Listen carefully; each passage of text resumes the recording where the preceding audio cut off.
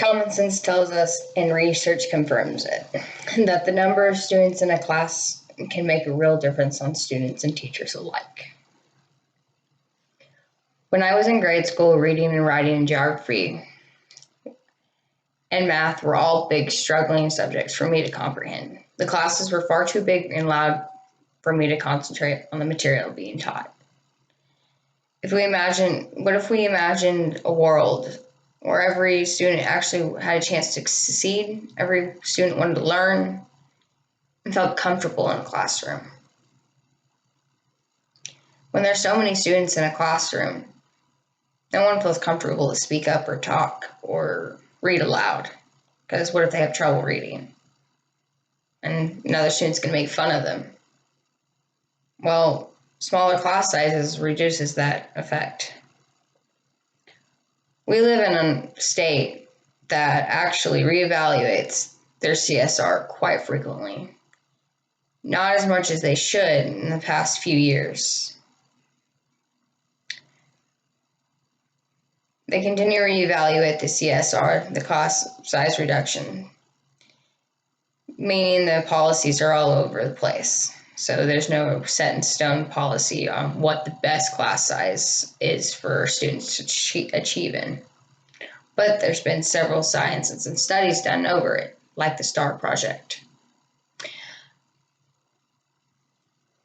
The STAR project compiled their evidence to create reasons and research behind why smaller class sizes achieved greatness. The first project ever taken on this was in 1999, first one ever compiled, and to address these problems in general. That was right before I was born, so they didn't do a very good job when I was in school. So let's hope they continue to do a better job now. They did an experiment called Project STAR, also known as the Tennessee Study. From 1985 to 1989, they chose 11,000 students. These 11,000 students from kindergarten to third grade were randomly assigned into 3 class sizes. Those class sizes ranging from 13 to 17 students, 22 to 25 students, and another class with over 25 to 30 students. That many 5 to 6-year-olds in a classroom doesn't sound like a very good thing. 30 6-year-olds in a classroom? Whew. Ugh. I don't know what I would do. I don't know if I could teach all that in that time period. And this is why that study was chosen. Because, you have 70 minutes in a class period. You go to school for kindergarten, you have 70 minutes in class period. You have to go and you have to teach each and individual student how to write their name, how to read, or how to sound out a word. That's 30 students you have to get to in just a 70-minute class period. Why it's been so hard to reduce class sizes is because of funding. Our school funding is afraid that if they reduce class sizes, they're going to have to hire more teachers. More teachers means more money they lose for whatever they're going to use their money for.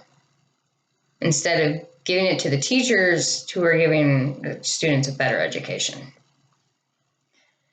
But the bill that was passed, that it recently was passed, really showed immense hold on that.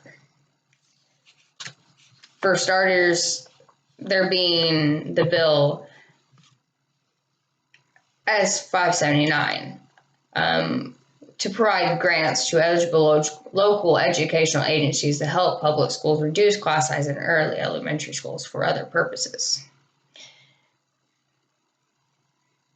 They introduced the following of this bill, which was also read twice with the Committee of Health and Education Labor Petition. Mr. Mark Lee, Mr. Bennett, and Mrs. Gillibrand Ms. Harris and Ms.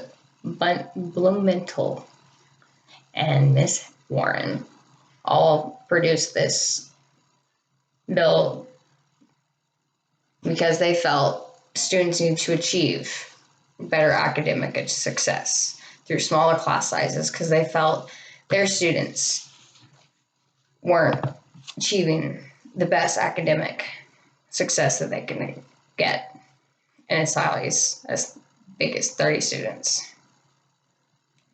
When the study star was created, they noticed that the students in the classrooms from 13 to 17 students excelled by 8% in reading and 9% in math. Far more success than a classroom of 30 students, which was 5%. Class size reduction matters, and we really need to keep evaluating it before it's too late.